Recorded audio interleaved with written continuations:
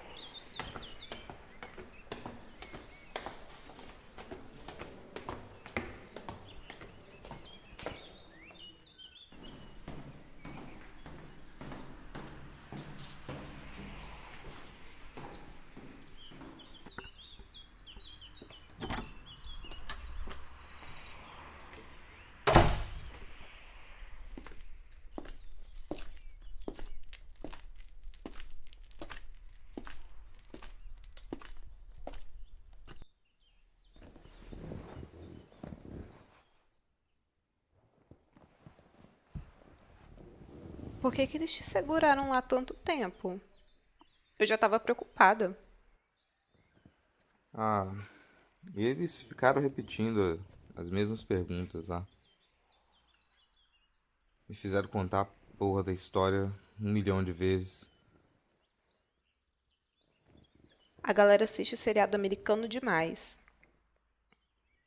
A delegacia tava cheia também. Quando esvaziou, a delegada passou pela porta, mandou o pessoal arranjar o que fazer e me liberou. Menos mal. Fabiana e André chegaram em casa agora há pouco também. Já devem estar dormindo. Se demorou tanto que deu tempo de eu arrumar a casa e resolver a parada das formigas. Ao menos eu acho que resolvi. Deixa eu tomar uma ducha e já volto. Minha cabeça tá explodindo, tá? Eu tô morrendo de fome já. Só não vai tomar remédio de estômago vazio porque aí já viu, né?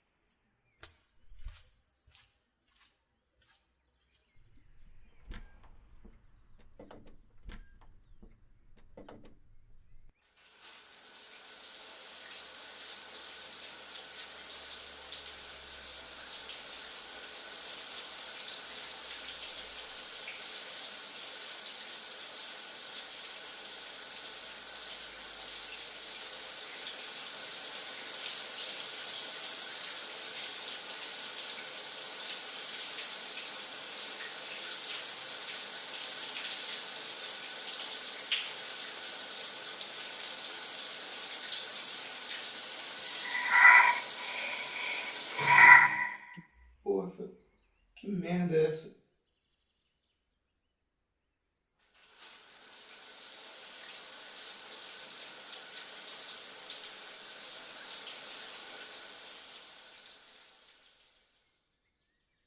Então, amiga, eu explico melhor depois. Você pode passar aqui amanhã, de repente. Mas foi a velha, a síndica, que mora, quer dizer, que morava no térreo. Eu não vou nem comentar aqui agora o que aconteceu antes, mas a gente precisou descer para conversar com ela. A gente bateu a campainha, bateu na porta e nada. Rodrigo olhou pela janela, a velha estava caída no chão do quarto. A gente arrombou a porta e... Você já ouviu aquelas histórias de formiga que come bicho morto no meio do mato? Então, isso mesmo. A velha não tinha nem mais rosto e nem tinha cheiro, porque estava um formigueiro inteiro, parece. Aí foi isso. Rodrigo chegou agora.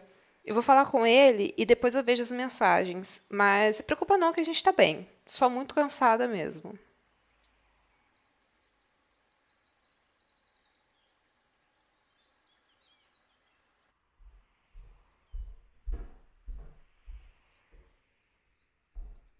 Pronto. Agora dá pra pelo menos pensar direito.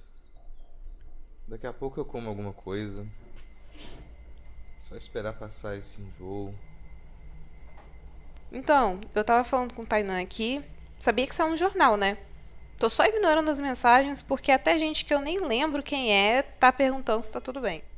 Ah, eu não vou nem olhar o celular. Se bem que da minha família o pessoal nem sabe onde é que a gente mora, né? Nossa. Nem acredito que a casa tá limpa de novo. Como é que você fez com as formigas? Água e detergente. Simples assim. Borrifei nas janelas e nas portas. E parece que é a única coisa que funciona com formiga carpinteira, tá? Quer dizer, o certo era achar o formigueiro mesmo. Mas aí pode ser qualquer lugar do lado de fora do prédio ou até dentro do prédio, né? Aí o prédio cai de madrugada e a gente nem vê. Podia. E o coisa? Dormindo como um anjo. Quando eu voltei, ele estava todo eufórico. Aí tomou uma garrafa de iogurte e capotou. Menos mal.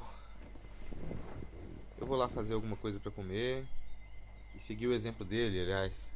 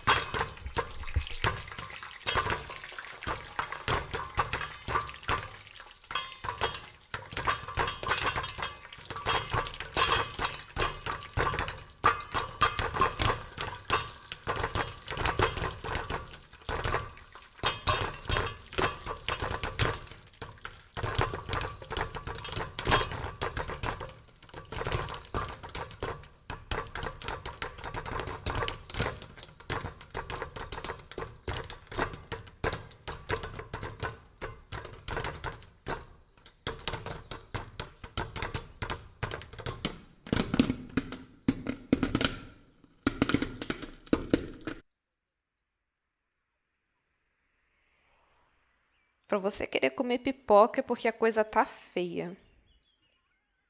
Nessa altura, eu só quero dormir bem e acordar tarde amanhã. Isso se não tiver pesadelo depois dessa.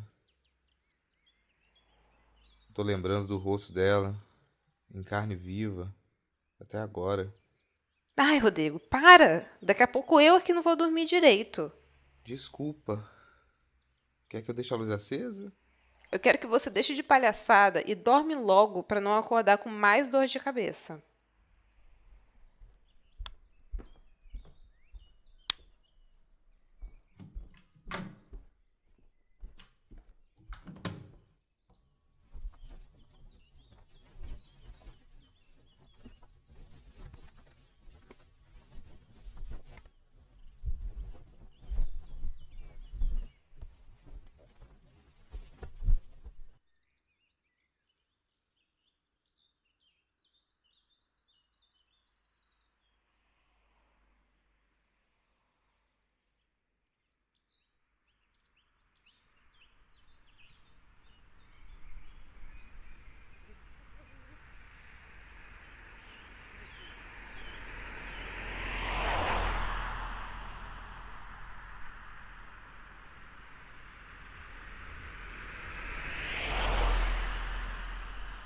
Jag viskar en hemlighet. Säg inget till någon. Säg inget. Det är hemligt. Lova inte säga något. Du måste svara Pedersson. Aldrig säga till någon. Det är det mest hemliga. Aldrig säga till någon. Inte ens din bästa kompis. Inte ens till din mamma eller pappa. Lovar du?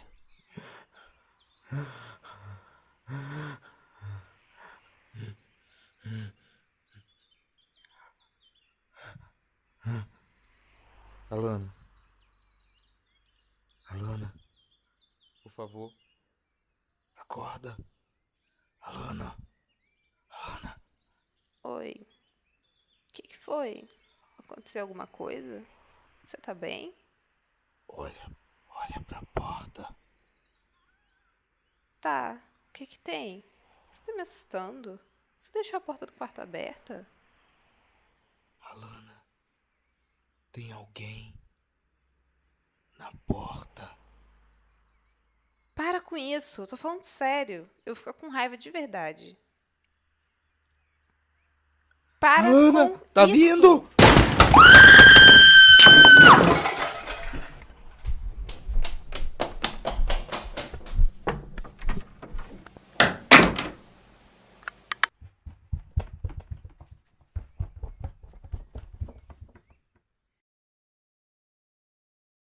E é feito de tinta acrílica, né? É, orgânica. Tudo muito orgânico, muito natureza. E não pode tocar, tá? Don't touch, it's art.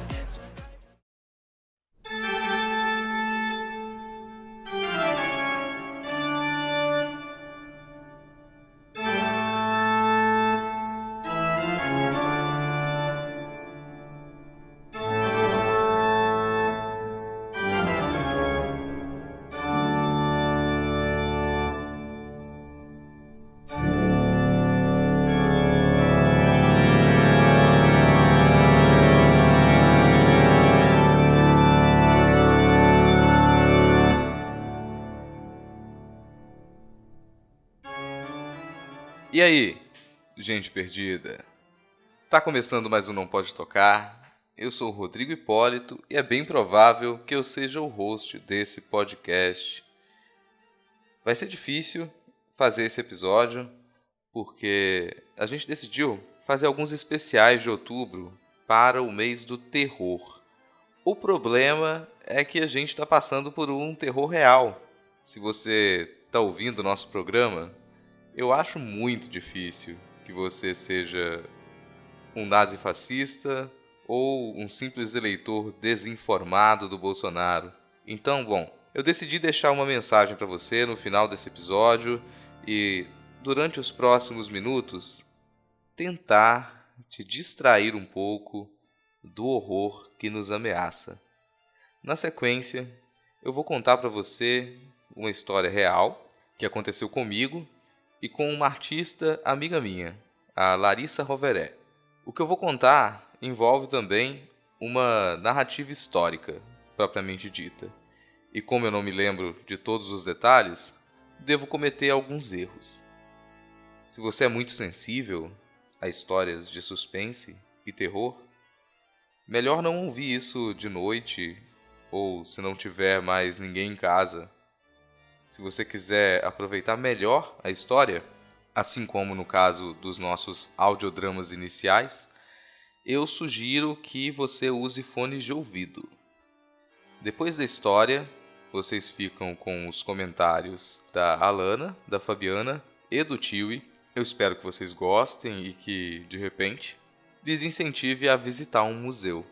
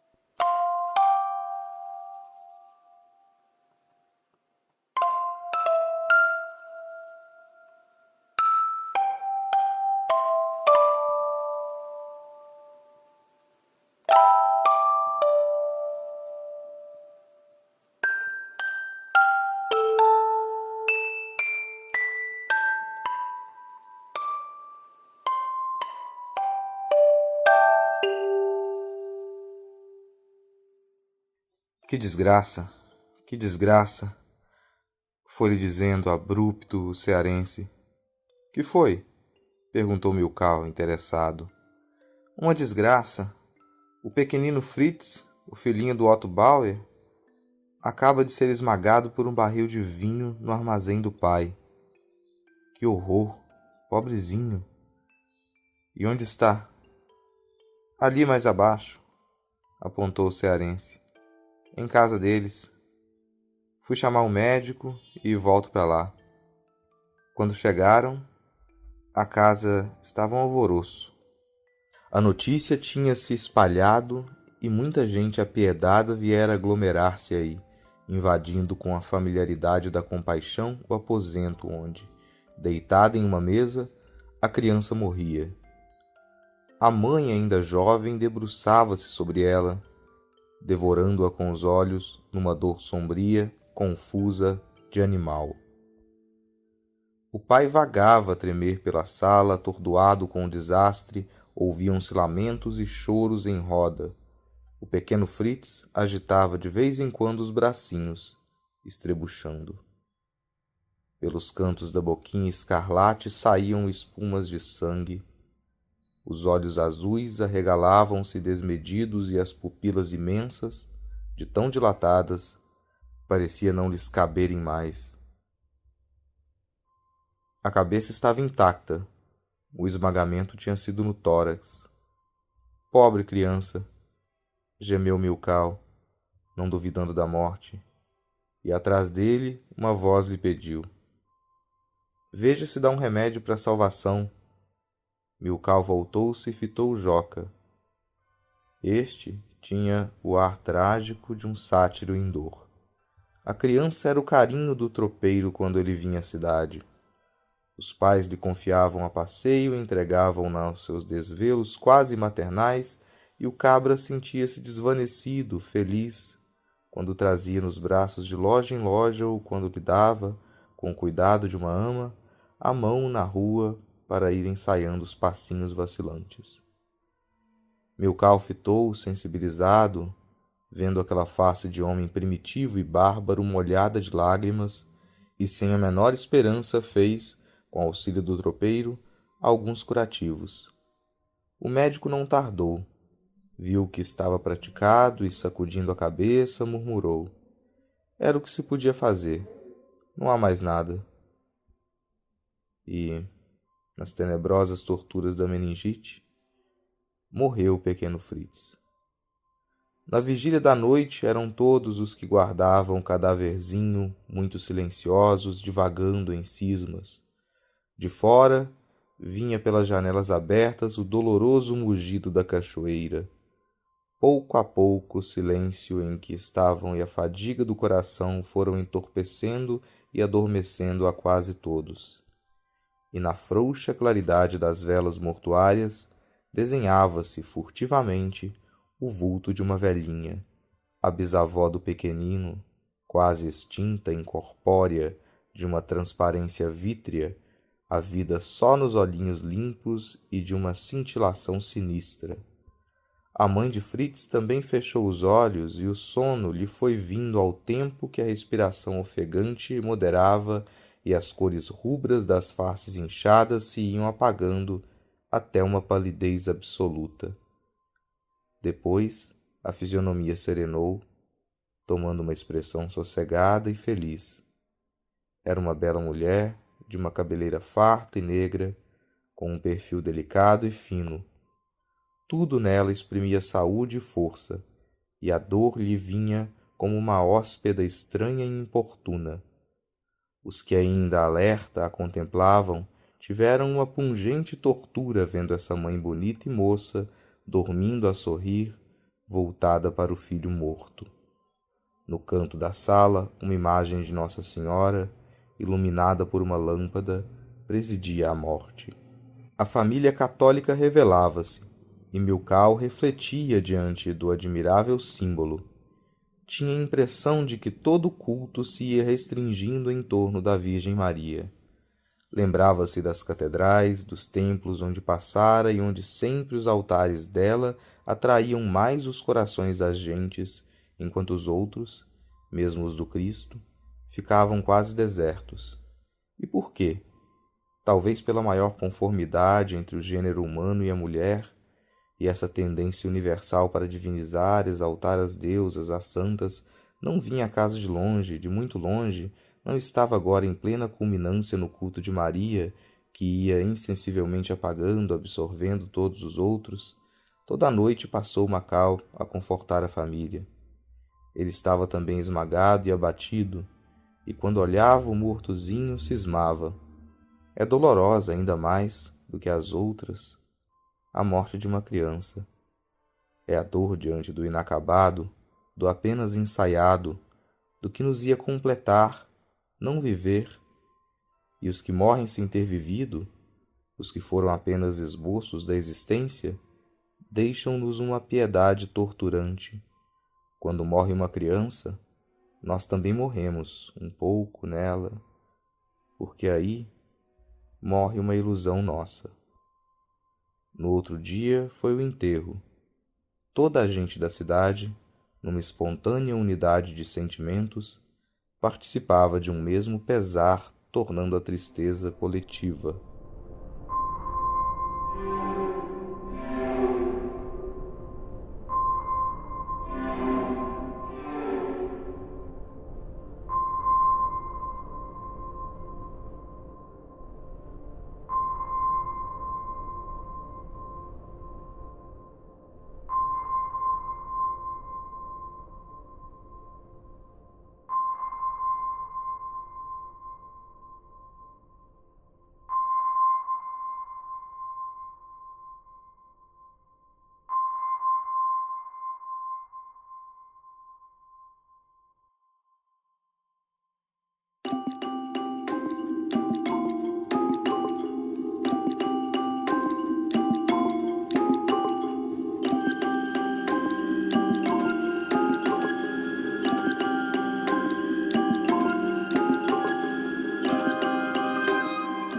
A passagem que você acabou de ouvir está no romance Canaã, de Graça Aranha, lançado em 1902.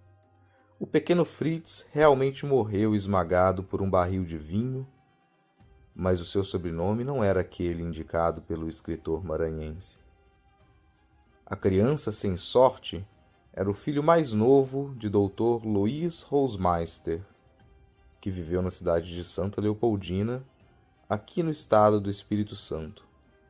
Eu até vi um pedaço desse menino morto, e pelo que mais aconteceu naquele dia, acho que pude ouvir os seus passos no chão de madeira daquela casa antiga. O verão seguia quente e seco, quando Larissa e eu chegamos ao Museu do Colono. Isso foi lá por 2010 ou 2011.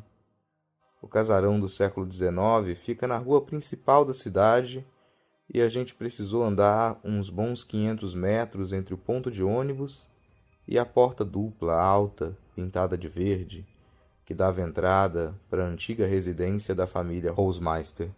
Naquele fim de semana, a gente pretendia montar uma exposição da Larissa na galeria que fica no térreo do museu e conversar com os mediadores da equipe educativa.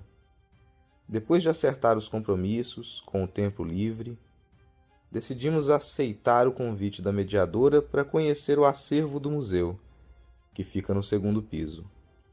Não sei se essa foi a melhor decisão para aquele dia, pois o prédio estava fechado para visitação e depois das 16 horas ficamos apenas Larissa, eu, a mediadora, a diretora e um vigia.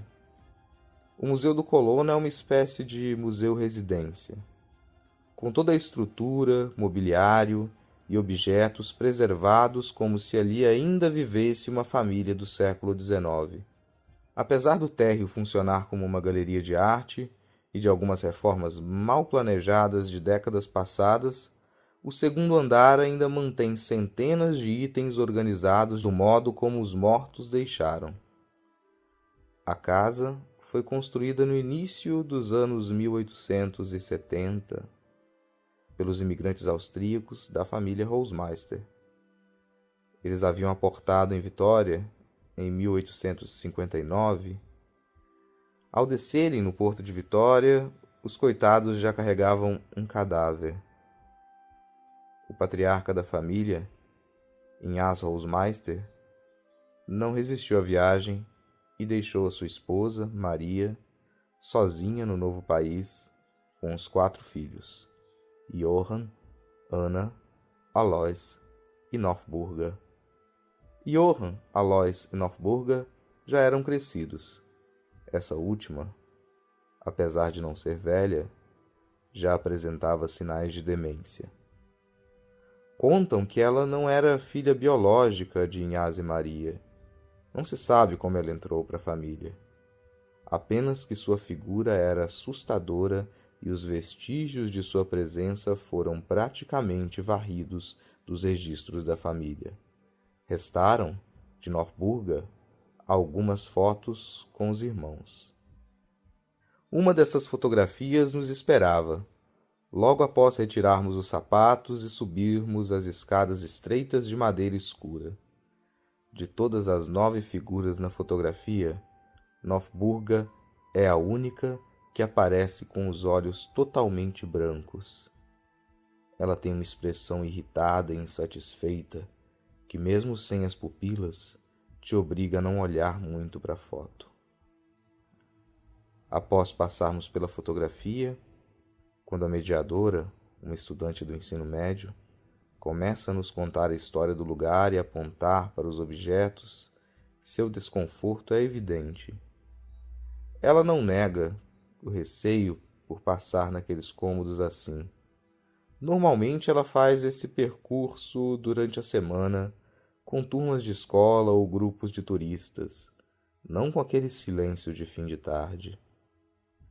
A casa parece até maior do que quando vista pelo lado de fora. As escadas dão para um pequeno corredor que termina numa sala com muita porcelana oriental. Os últimos Hausmeister, Alice e Luiz, eram colecionadores de arte. Eles viveram na casa até 1969, quando deixaram o prédio para que se tornasse o então Museu do Imigrante. Os 2 últimos moradores foram figuras de grande importância para a cidade. Alice era pedagoga e artista plástica. Para ter uma ideia de sua atuação, basta notar que, além da galeria de arte, as únicas 2 escolas da cidade levam seu nome. Luiz, neto, preservou cada centímetro que pôde daquela casa e do restante do centro histórico, como queria o seu pai e o seu avô. Por isso é estranho que não se saiba que fim os 2 levaram. Dizem que o casal de irmãos deixou a casa para o governo e foi embora para São Paulo, mas nada muito exato. Ambos os irmãos não se casaram ou tiveram filhos.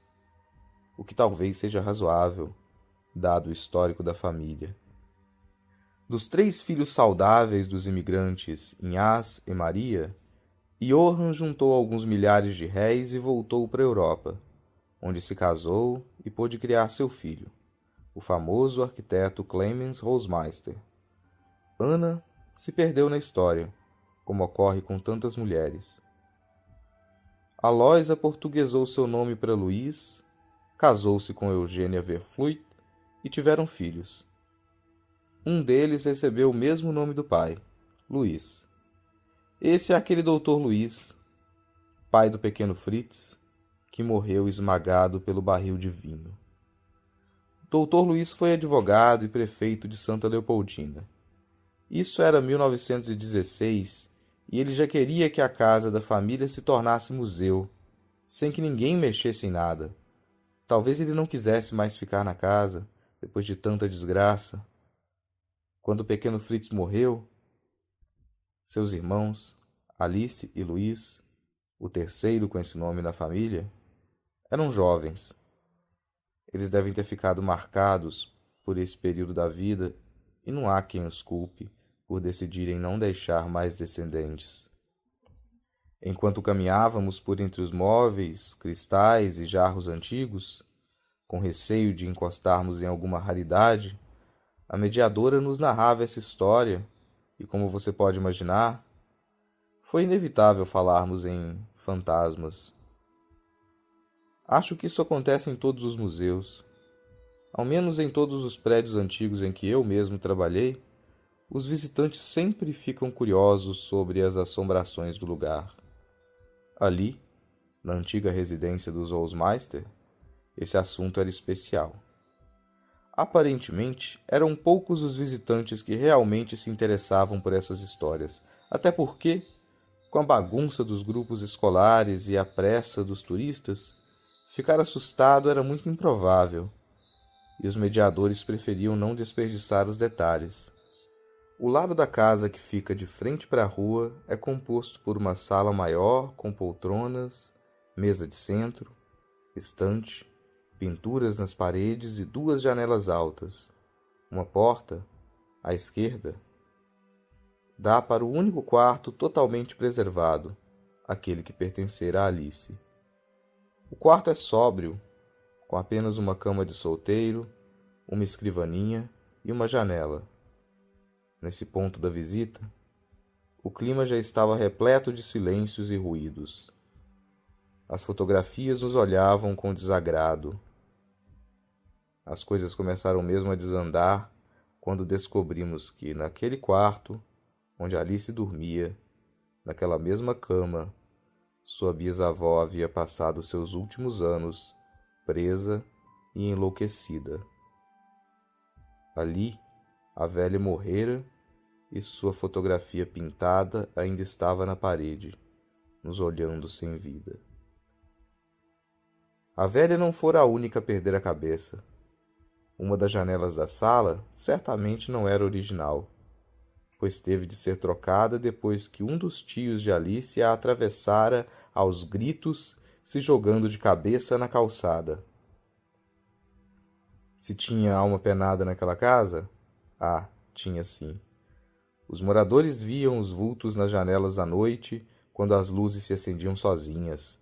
O vigia nunca subia ali depois que o horário de visitas acabava. E as madeiras que estalavam, poderia ser apenas a perda de umidade, mas pareciam passos no cômodo do lado.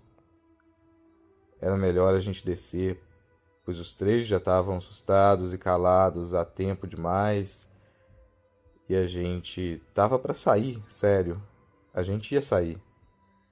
Mas a curiosidade veio ao olhar para o nicho, um pequeno cômodo sem porta, lá no fundo, uma espécie de altar e na parede, uma moldura com um pequeno texto em alemão e uma mecha de cabelo seco presa bem no meio.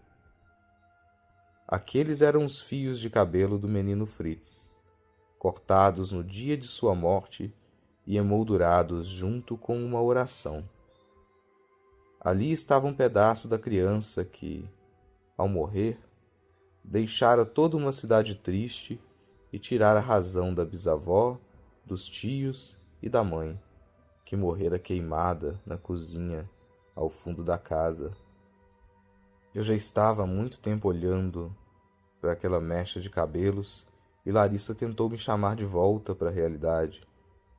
A mediadora nos esperava, próximo da escada, e o sol já estava se pondo. Ainda estava bem claro, mas, se demorássemos demais, poderíamos perder o ônibus de volta para Vitória. Nós íamos descer e eu vi, no olhar da mediadora, que ela preferia já ter encerrado aquela visita. Durante a hora que passamos na casa, havíamos conversado mais sobre as mortes estranhas da família Rosmeister do que em qualquer outro passeio que ela já fizera. Nós íamos embora, mas, ao sair do quarto altar do pequeno Fritz, reparamos numa porta de madeira velha que aparentemente não dava para lugar nenhum. Era a porta para o sótão, que não fazia parte da visita. Ninguém subia lá, mas a mediadora disse que não estava trancada. Seguiu-se um minuto de dúvida, até que a jovem se adiantou, num ímpeto de coragem. Já que a gente está aqui, vamos ver tudo logo, para depois vocês não ficarem com vontade. De certo modo, eu fiquei feliz pela ideia, pois eu nunca fui de acreditar em fantasmas, e eu queria mesmo ver todos os cantos da casa. Eu nem sabia que voltaria tantas outras vezes àquela cidade. Um pouco irritada, a Larissa insistiu para que eu subisse logo os degraus apertados que davam para o sótão, olhasse o lugar e voltasse para a gente ir embora. O espaço era bem apertado e muito quente. O tempo estava tão seco que a poeira irritava o nariz. Eu subi os poucos degraus e estiquei o pescoço para olhar o sótão de um lado para o outro. Nada demais. Havia só um monte de pedaços de madeira cortada da última reforma e o telhado colonial que deixava passar os raios do sol. O calor incomodava muito e eu já tinha me voltado para descer as escadas quando a Larissa soltou uma exclamação. — Rodrigo, o que é isso no chão? Olha isso! Eu desci uns 2 degraus e vi a expressão estranha no rosto das duas. A mediadora dera uns passos para trás e Larissa se aproximou mais da porta. Bem entre nós dois, no 3º degrau da escada, apareceu uma mancha escura e do lado dela outra, como se fossem gotas caídas do teto. Nós olhamos para cima e procuramos de onde caíam as gotas, mas estava tudo seco. Eu saltei o degrau e nós vimos aparecerem mais 2 ou 3 manchas escuras e molhadas. Larissa segurou minha mão quando eu estiquei o braço para tocar as manchas. Nós olhamos de novo para cima e não havia nada. Nenhum vazamento, nenhum sinal de chuva, nada. Só as madeiras secas do telhado e o líquido escuro continuava a aparecer no degrau. Sem saber se aquilo era uma brincadeira, a gente olhou para a mediadora e vimos seus olhos arregalados e sua boca que tremia enquanto ela apontava para cima. Tá vendo aquela viga de madeira ali no alto? Foi ali que o último tio da Alice se enforcou.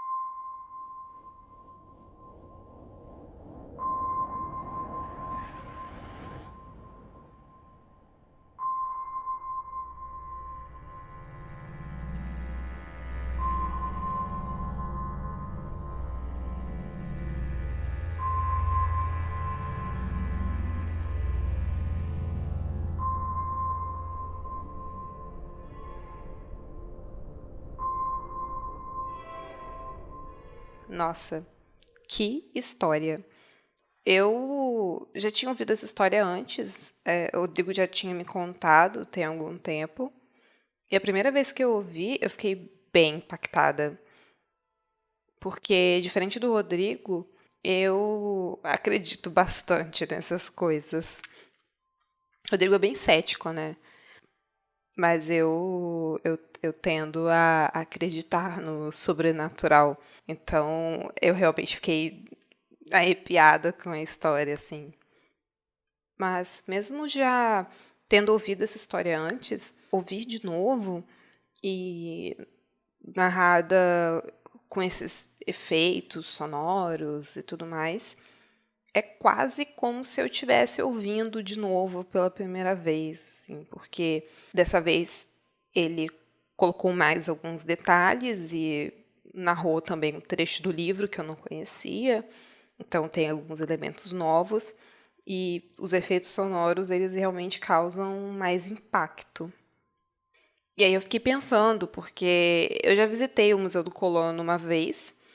Foi uma visita que eu fiz com a minha turma de restauração, quando eu fazia ainda restauração, aula de restauração durante a graduação. Então, eu fui com uma professora, né? A professora levou a turma. E aí, à medida que o Rodrigo foi contando a história, eu comecei a tentar lembrar do casarão, né? Do museu e do ambiente. Eu tenho uma memória muito ruim, então eu não consigo lembrar de muitos detalhes daquela casa. Mas mesmo assim é uma sensação estranha de saber que eu já estive naquele lugar e tem toda essa história que aconteceu ali. E na época eu não sabia, mas hoje eu sei. E enfim, causa esse sentimento estranho e meio assustador. Enfim, é uma ótima história e que com certeza jamais eu ia querer que acontecesse comigo.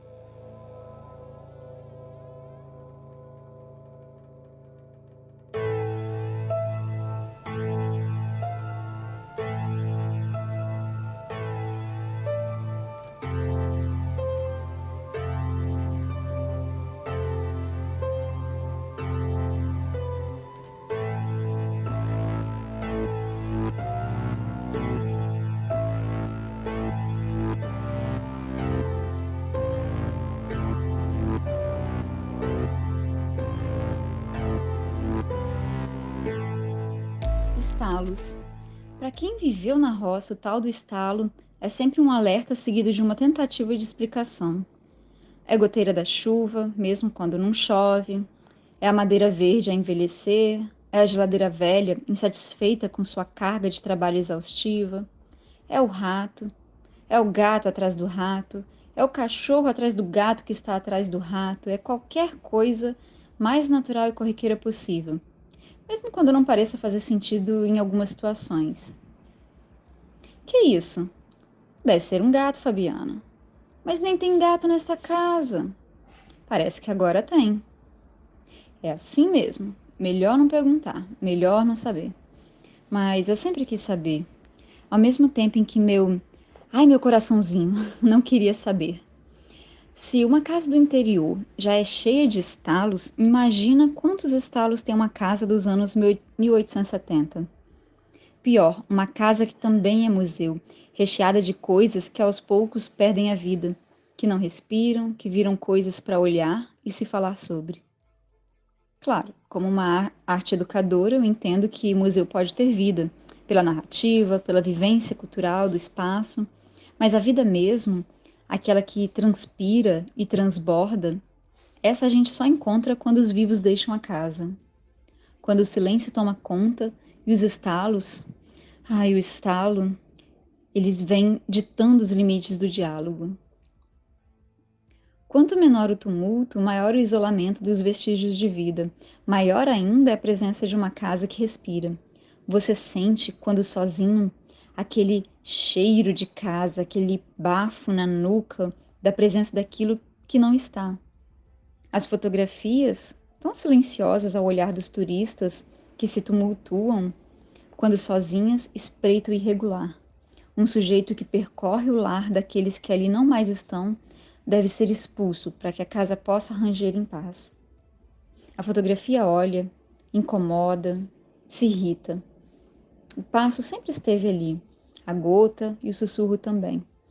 Mas, com muitos visitantes, não é possível perceber essa respiração tão sutil. Quando todos deixam a casa, o sussurro vira estalo, alto, briguento. Mas quando ouço alguém dizer que este estalo esteve lá, guardo as poucas palavras calmas da minha avó, essa que é tão agitada. Fabiana, não é gato nem nada, é só a casa. Casa boa é assim, ela fala com a gente. Tem gente que não pode mais falar, mas ela pode, porque é bom estar vivo, para falar e para ouvir. E assim a gente escuta o estalo, um atrás do outro.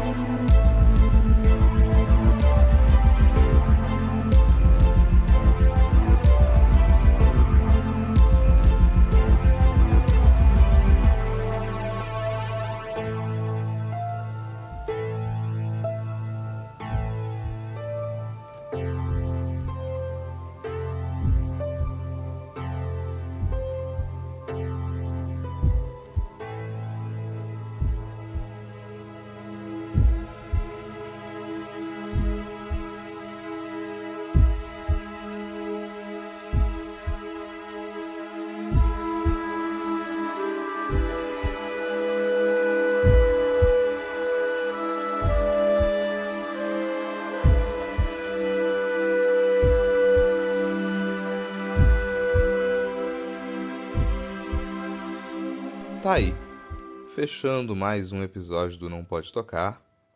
Eu espero que você tenha gostado do que ouviu. Se você quiser fazer um comentário, uma crítica, uma mensagem sem sentido, segue a gente no Twitter pelo @nãopodetocar. Lembra que o D de pod é mudo. Se você quiser mandar uma mensagem um pouco mais longa ou participar dos nossos episódios do Manda Áudio, que é quando a gente tenta dar uma resposta criativa para as mensagens dos ouvintes, pode mandar o seu áudio, ou texto, ou desenho, ou fotografia, ou vídeo, para o e-mail nãopodetocar@gmail.com. E se você quiser dar uma conferida em mais algumas das coisas que a gente produz, passa lá em notamanuscrita.com, segue os nossos perfis pessoais no Twitter, que também estão na descrição do episódio. Aproveita e avalie a gente no iTunes ou no seu agregador de podcast preferido e recomende o nosso programa para mais ouvintes. Dá para assinar o Não Pode Tocar pelos agregadores, pelo YouTube e até pelo e-mail. Se nada der muito errado, daqui a 1 ou 2 semanas a gente está de volta com mais um episódio. Mas não vai embora não. Espera aí que eu tenho mais um recadinho para você.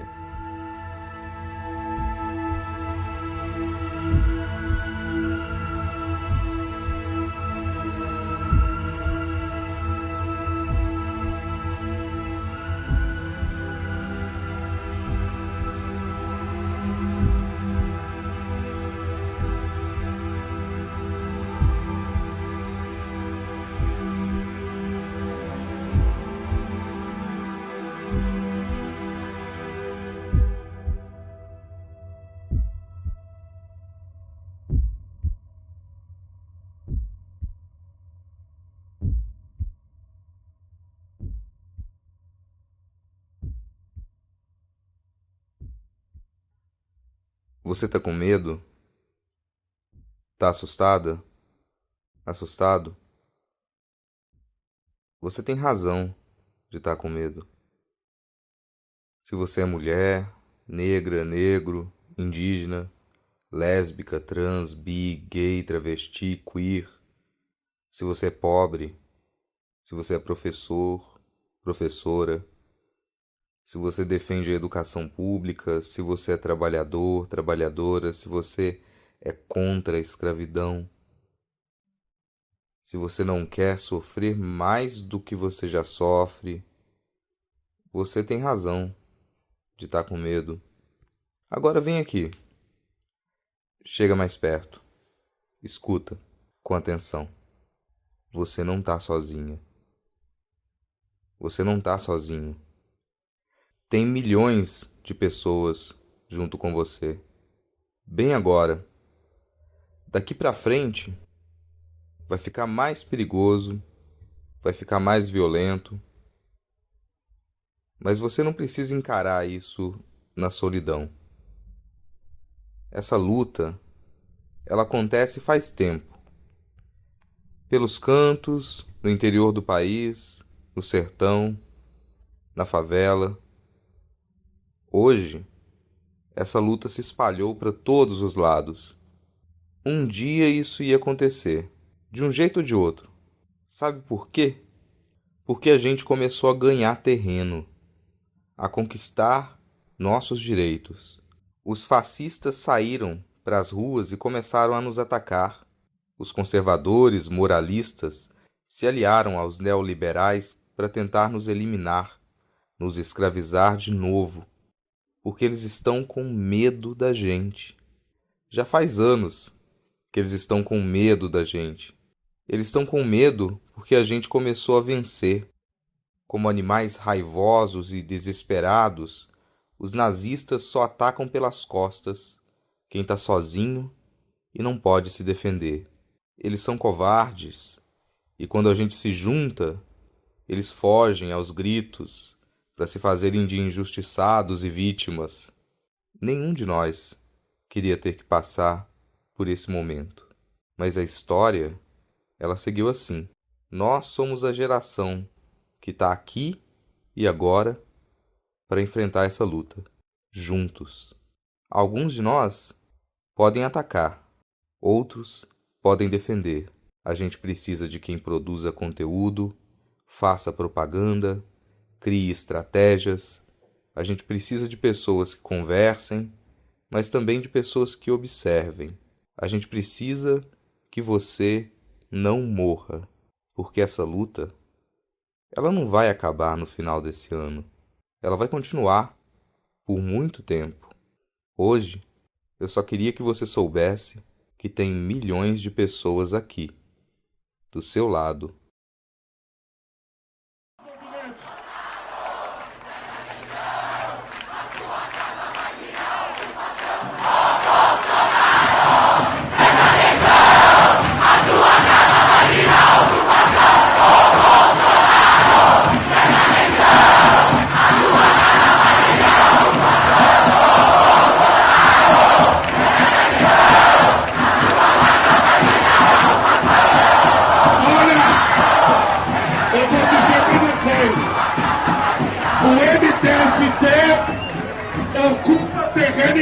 produtivo.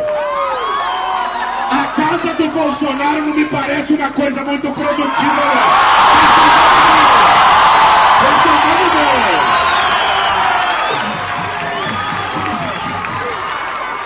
Nós queremos terminar, gente, dizendo o seguinte: vamos firme, não vamos recuar, não. Não se deixe intimidar, não. Não se deixe levar por eles. Não se deixe levar por pesquisa. Nós vamos pra rua. E dia 28 de outubro, vamos eleger Fernando Haddad.